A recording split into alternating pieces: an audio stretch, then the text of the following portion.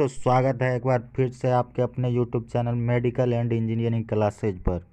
दोस्तों, बायोलॉजी का 100 MCQ 100 MCQ जो बार बार एग्ज़ाम में पूछा जाता है, तो 100 MCQ जो कि किसी भी एग्ज़ाम के लिए, चाहे वो SSC हो, रेलवे हो, ग्रुप डी NTPC हो, या SSC का कोई भी एग्ज़ाम हो, चाहे नर्सिंग का कोई भी एग्ज़ाम हो, तो उसमें बार बार ये क्वेश्चन दोहराया गया है, जो आज हम लोग जिस पर डिस्कस करेंगे और बना के देखेंगे कि क्या क्वेश्चन है। तो ये आप लोग रट लीजिए एकदम, इसमें से निश्चित रूप से ही क्वेश्चन पूछा जाता है जो बार बार दोहराया जाता है। चलिए तो चलते हैं क्वेश्चन पे और डिस्कस करते हैं, और क्वेश्चन साथ साथ क्वेश्चन को बनाते भी हैं, और उसके ऑप्शन को भी हम लोग समझेंगे कि किस तरह का ऑप्शन दिया जाता है। तो चलिए चलते हैं क्वेश्चन पे। और एक बात आप लोगों से छोटी सी रिक्वेस्ट है कि आप लोग थोड़ा सपोर्ट कीजिए। सपोर्ट कैसे करेंगे? तो चैनल को लाइक कीजिए, चैनल को सब्सक्राइब कीजिए, और बगल में जो बेल का आइकन है उसको दबा दीजिए, ताकि पल पल की खबर जो इस चैनल पर दिया जाएगा वो आपके पास आराम से पहुंच सके नोटिफिकेशन। तो चलिए अब चलते हैं क्वेश्चन पर।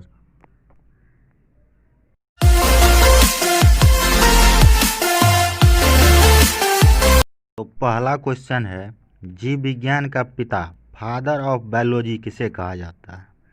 तो यदि आप लोग थोड़ा सा भी पढ़े हैं तो कोई तो फादर का नाम भूल नहीं सकता है, कोई अपने फादर का नाम तो भूल नहीं सकता है। तो यदि आप बायोलॉजी थोड़ा सा भी पढ़े हैं तो आप बता सकते हैं कि फादर ऑफ बायोलॉजी किसे कहा जाता है। तो आंसर हो।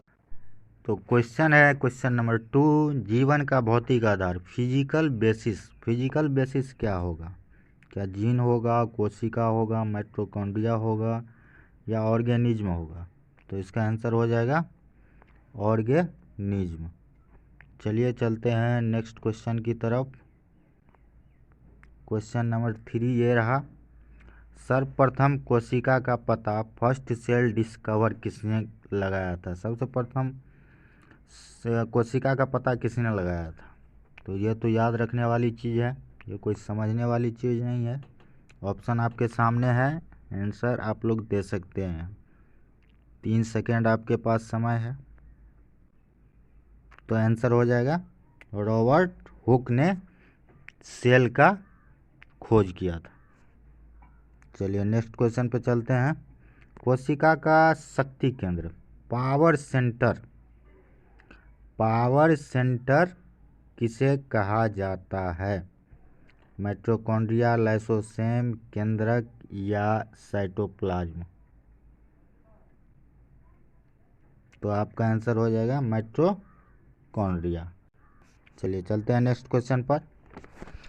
कौन सी रचना पादप कोशिका यानी कि प्लांट सेल को एनिमल सेल से विभेदित करती है, बांटती है? ऑप्शन आपके सामने है। तो आंसर हो जाएगा ये सभी, यानी कि कोशिका भित्ति यानी सेल वॉल, क्लोरोफिल और सेंट्रियोल, ये सभी। नेक्स्ट क्वेश्चन पे चलते हैं। क्वेश्चन नंबर 6, किस कोशिकांग को आत्महत्या की थैली कहा जाता है?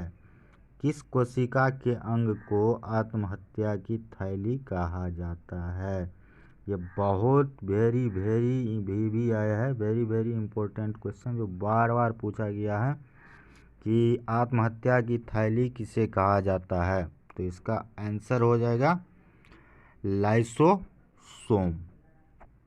चलते हैं नेक्स्ट क्वेश्चन की तरफ। डीएनए की डबल हेलिक्स मॉडल का पता किसने लगाया था? तो ये तो याद करने वाली चीज़ है कि डीएनए के डबल हेलिक्स मॉडल का पता किसने लगाया था? तो वाटसन एंड क्रिक ने। चलिए नेक्स्ट क्वेश्चन की तरफ चलते हैं। डीएनए का प्रमुख कार्य क्या होता है? डीएनए का प्रमुख कार्य क्या है? डीएनए का प्रमुख कार्य होता है प्रोटीन का संश्लेषण करना। चलिए नेक्स्ट क्वेश्चन पे चलते हैं। RNA पाया जाता है, तो RNA किस में पाया जाता है? ऑप्शन आपके सामने है, तो आंसर हो जाएगा डी, राइबोसोम। RNA किस में पाया जाता है?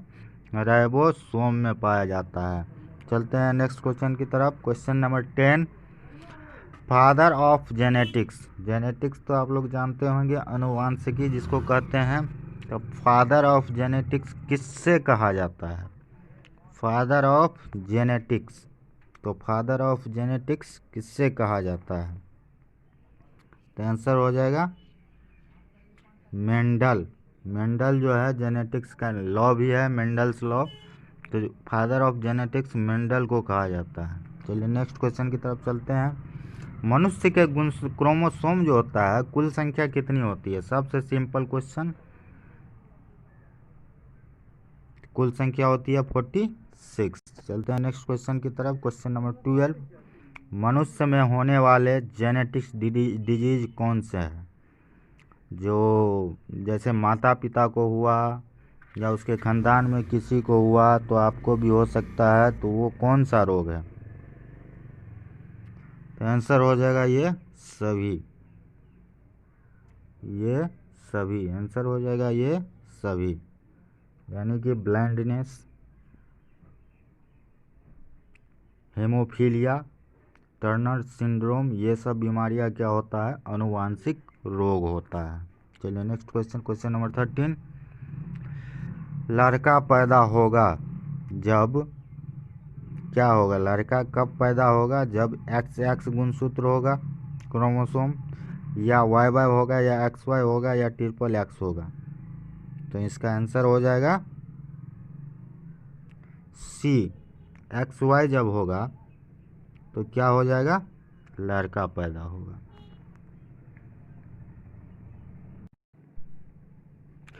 हीमोफीलिया रोग, हीमोफीलिया रोग के बारे में आप लोग समझे होंगे। हीमोफीलिया से ग्रसित जो व्यक्ति रहता है उसमें लक्षण क्या दिखाई देता है? सिम्टम क्या बनता है जो हमको पता चलता है कि इसे हीमोफीलिया हो गया है? तो आपके सामने ऑप्शन है, आप आंसर कर सकते हैं। तो इसका आंसर हो जाएगा बी, रक्त का बहना बंद ही नहीं होता है, यानी कि विटामिन के की कमी हो जाती है, जिसके कारण रक्त का थक्का जमता है विटामिन के कारण। लेकिन विटामिन के की जब कमी हो जाती है तो हीमोफीलिया रोग हो जाता है, जिसमें ब्लड एक बार यदि बहना शुरू हुआ, कहीं कट गया तो वो बहते रह जाता है। चलिए चलते हैं नेक्स्ट क्वेश्चन की तरफ। क्वेश्चन नंबर 15, जीन के बारे में कौन सा कथन सत्य है? यह DNA की एक क्रियात्मक इकाई है, यानी कि DNA का यूनिट है। यह अनुवांशिकी इकाई है, यानी कि जेनेटिक्स का यूनिट है। यह गुणसूत्र यानी मैक्रोसोम या गुणसूत्र पर उपस्थित रहता है, या उपरोक्त सभी? तो आंसर हो जाएगा उपरोक्त सभी।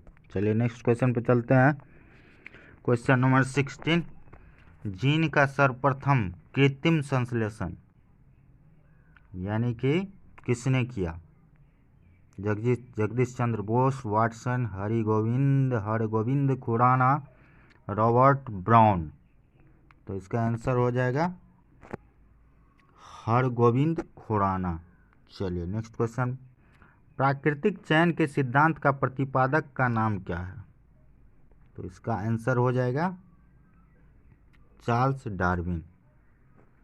चलते हैं नेक्स्ट क्वेश्चन पर। अनुवांशिकी यानी कि जेनेटिक प्लांट चॉइस संबंधी प्रयोग के लिए मेंडल ने किस पौधे का चुनाव किया था? बहुत इंपॉर्टेंट क्वेश्चन है। किस पौधे का चुनाव किया था जेनेटिक्स के लिए? मटर, डहेलिया, सरसों या गेहूँ?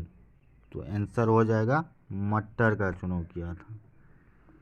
क्वेश्चन नंबर 19, एक वर्णांध यानी कलर ब्लाइंडनेस। कलर ब्लाइंडनेस क्या होता है कि उसको कलर में डिफरेंस पता ही नहीं रहता है, सब एक ही कलर का दिखाई देता है। में किस रंग की पहचान नहीं होती है? वह किस रंग का पहचान नहीं कर पाता है? तो वो लाल और हरा की पहचान नहीं कर पाता है, बाकी सभी कलर का पहचान कर लेता है, उसे ही कलर ब्लाइंडनेस कहा जाता है। चलिए 20 नंबर क्वेश्चन है, किस संघ के जंतुओं को जीव द्रव्य के स्तर पर गठित जंतु कहा जाता है? Protozoa, porifera, coelenterata, arthropoda.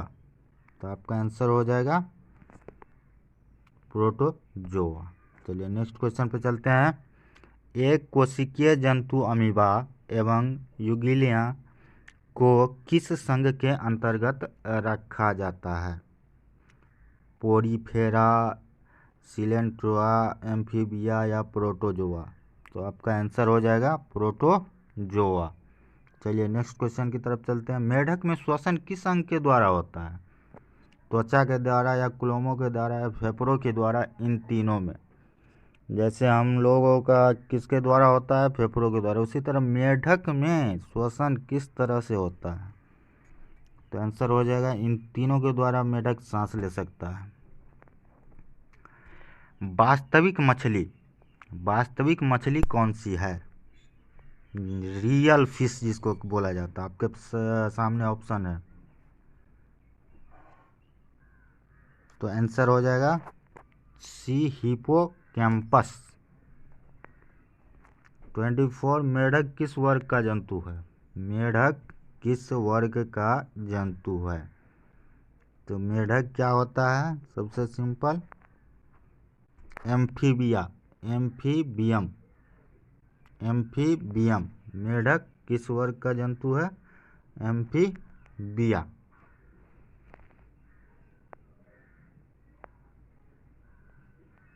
चलते हैं नेक्स्ट क्वेश्चन की तरफ, स्तनियों का हृदय कितने कोष्ठक का होता है? जो मैमल्स है उसका हृदय कितने कोष्ठ होता है, उसमें कितने कोष्ठ होता है? तो उसमें जैसे हम लोग मैमल्स है, मानव जाति, उसमें 4 कोष्ठक होते हैं। नेक्स्ट क्वेश्चन पे चलते हैं, स्तनधारी वर्ग में रक्त का सबसे अधिक तापमान किस जंतु में होता है? जो स्तनधारी होता है उसमें रक्त का तापमान किस में सबसे ज़्यादा होता है? भैंस में, बकरी में, मनुष्य में, व्हेल में? तो बकरी में सबसे ज़्यादा होता है, बहुत गर्म होता है। मछलियाँ किस रंग से सांस लेती है, किस अंग से सांस लेती है? मछलियाँ किस अंग से सांस लेती है? बहुत इजी क्वेश्चन है, मछलियाँ किस अंग से सांस लेती है? तो गिल से, यानी गल फॉर। क्वेश्चन नंबर 28, सबसे बड़ा स्तनधारी का नाम बताएं। सबसे बड़ा स्तनधारी कौन सा है? मैमल्स सबसे बड़ा कौन सा है? तो आंसर हो जाएगा बुल्लू व्हेल। व्हेल मछली का नाम आप लोगों ने सुना होगा। चलते हैं नेक्स्ट क्वेश्चन की तरफ, विश्व का सबसे छोटा पक्षी कौन सा है? आंसर हो जाएगा सी, हमिंग बर्ड। चलते हैं क्वेश्चन नंबर 30, वर्टिब्रेट कशेरुक जंतु के शरीर का सर्वाधिक कठोर भाग होता है? इनेमल, दांत, जांघ की हड्डी, कलाई की हड्डी? तो आपका आंसर हो जाएगा इनेमल। इनेमल क्या रहता है? ये दांत हुआ, दांत के ऊपर जो रहता है ये ऊपरी परत, इसको कहा जाता है इनेमल। चलिए क्वेश्चन नंबर 31, व्हेल में श्वसन किस अंग में होता है? व्हेल में श्वसन किस अंग में होता है? तो आंसर हो जाएगा फेफड़ा। चलिए क्वेश्चन नंबर 32, आधुनिक मानव को जंतुओं के किस वर्ग में रखा गया है? तो आंसर हो जाएगा प्राइमेट्स। चलिए क्वेश्चन नंबर 33, ऊतकों के अध्ययन यानी सेल टिश्यू स्टडी को किस विज्ञान के अंतर रखा गया है? सेल का अध्ययन, सेल टिश्यू का अध्ययन, study of cell tissue is called. तो आंसर हो जाएगा एनाटॉमी में हम पढ़ते हैं क्या, cell tissue of studies. Group of cell को क्या कहा जाता है, सेल का जो ग्रुप बनेगा उसको क्या कहा जाएगा, तो आंसर हो जाएगा टिश्यू। सेल के ग्रुप को टिश्यू बोला जाता है। रिप्रोडक्टिबिलिटी किस प्रकार के टिश्यू में सर्वाधिक होती है, तो आपका आंसर हो जाएगा डी, उपकला। 36, शरीर में सभी ऐच्छिक अनैच्छिक क्रियाओं को नियंत्रित करने वाला टिश्यू यानी कि ऊतक है, तो आपका आंसर हो जाएगा तंत्रिका। तंत्र क्या करता है, कंट्रोल करता है, ऐच्छिक और अनैच्छिक क्रियाओं को नियंत्रित करता है। नंबर 37, रक्त किस प्रकार का ऊतक है, ऑप्शन आपके सामने है, पेशी, संयोजी, तंत्रिका, उपकला। तो इसका आंसर हो जाएगा संयोजी ऊतक। रक्त एक प्रकार का कनेक्टिव टिश्यू है। चलिए नेक्स्ट क्वेश्चन की तरफ चलते हैं। आरेखित पेशी ऊतक नॉन लीनियर टिश्यू कहाँ पाए जाते हैं, हार्ट में, स्टोमक में, डायटनेल में या स्किन में, तो हमारा आंसर हो जाएगा स्टोमक में। चलिए नेक्स्ट क्वेश्चन की तरफ चलते हैं। संयोजी ऊतक कनेक्टिव टिश्यू के उदाहरण है, लिम्फ, हड्डियां, प्रोटीन, ये सभी, तो हमारा आंसर हो जाएगा ये सभी। चलते हैं नेक्स्ट क्वेश्चन की तरफ। Question number 40। क्वेश्चन नंबर 40, संकुचनशील ऊतक के नाम से जाना जाता है, किस ऊतक को संकुचनशील ऊतक कहा जाता है, संयोजी ऊतक को या लीनियर टिश्यू को या नर्वस टिश्यू को या मसल्स टिश्यू को, जो संकुचित हो मतलब सिकुड़ता हो वो कौन सा टिश्यू होगा, तो आपका आंसर हो जाएगा मसल्स। चलते हैं नेक्स्ट क्वेश्चन की तरफ। चेतना ऊतक किस प्रकार के ऊतक को कहते हैं, उपकला, तंत्रिका, पेशीय या ये सभी, तो आपका आंसर हो जाएगा तंत्रिका। चलते हैं नेक्स्ट क्वेश्चन की तरफ। हेमोग्लोबिन पाया जाता है आरबीसी में, डब्ल्यूबीसी में, लिम्फ में या आरबीसी डब्ल्यूबीसी दोनों में,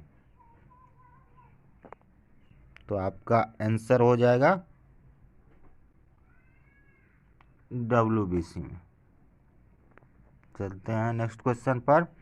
किस ग्रंथि को मास्टर ग्रंथि कहा जाता है, बहुत इंपॉर्टेंट प्रश्न है, किस ग्रंथि को मास्टर ग्रंथि कहा जाता है, थायराइड, पैराथायराइड, पिट्यूटरी, एड्रिनल, तो आपका आंसर हो जाएगा 43 का सी, पिट्यूटरी।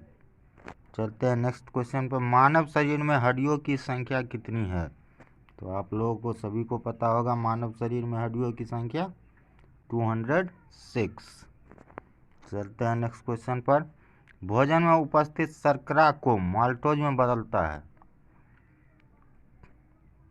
कौन बदलता है माल्टोज में,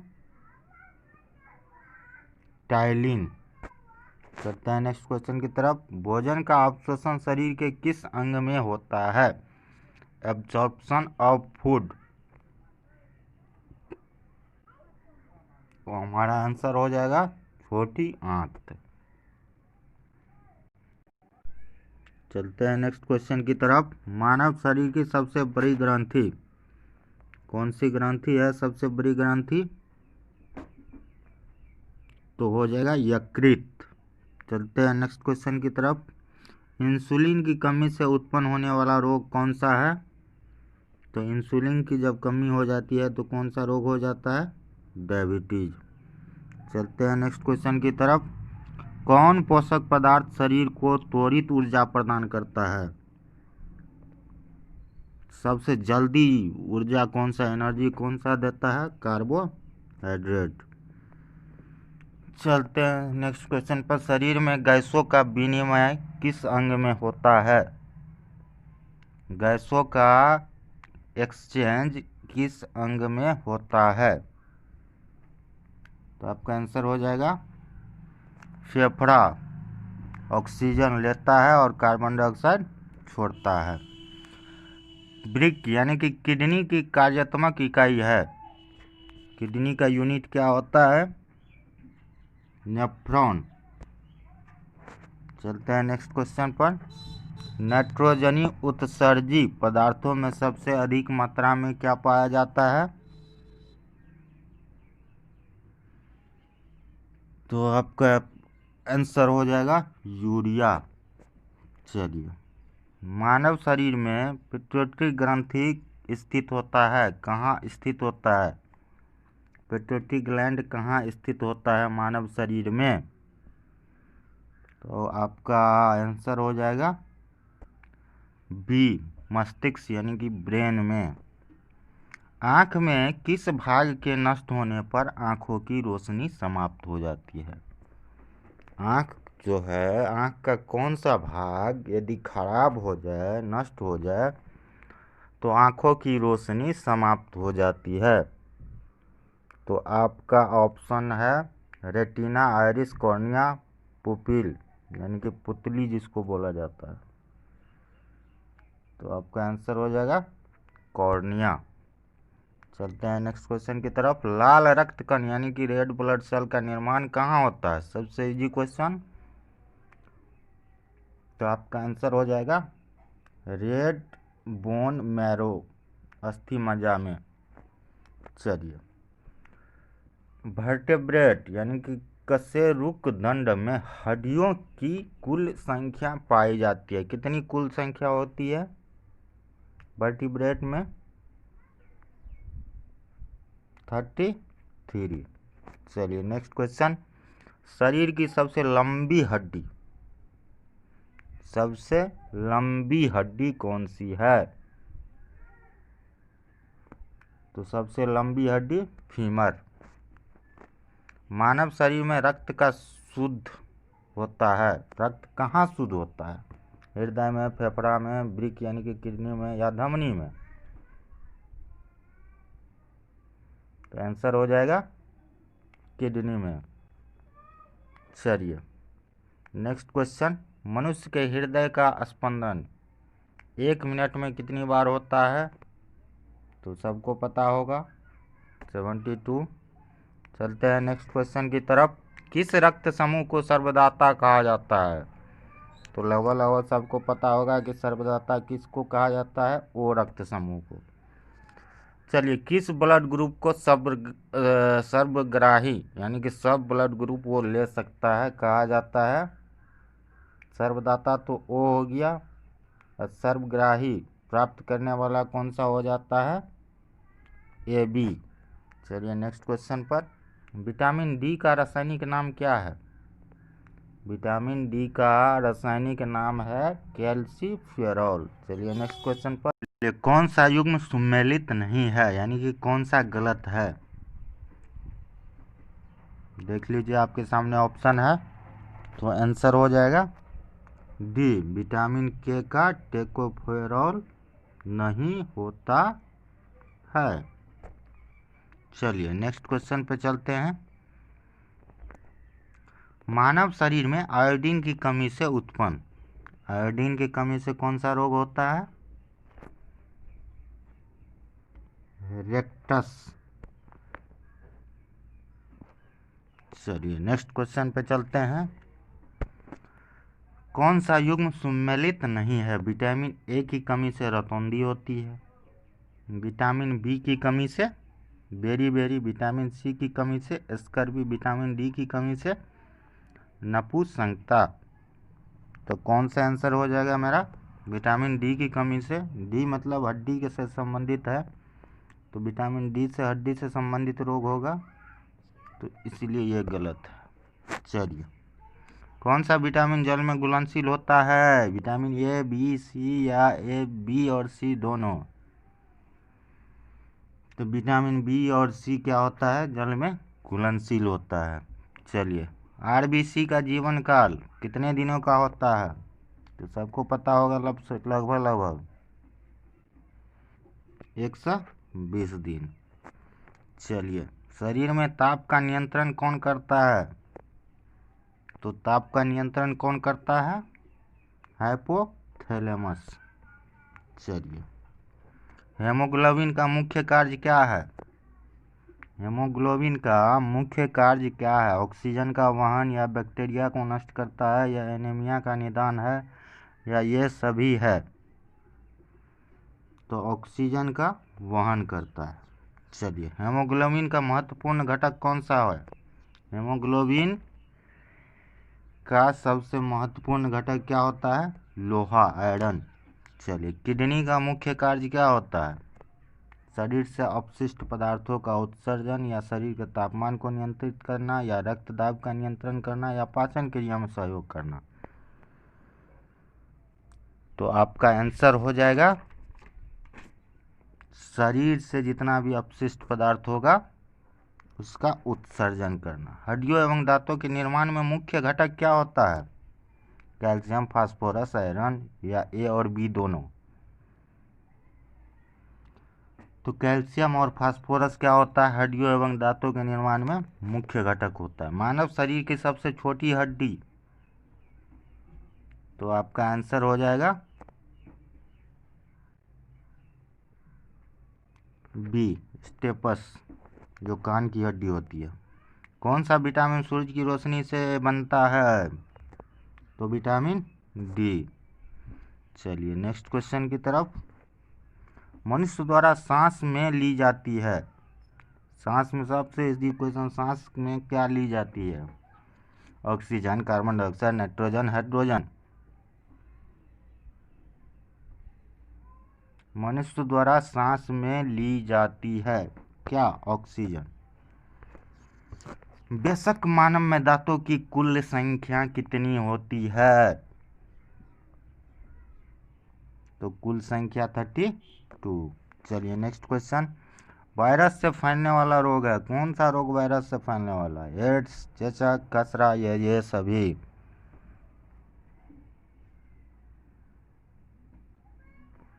सभी जो है वायरस जनित रोग है। मलेरिया रोग किस परजीवी के संक्रमण से होता है?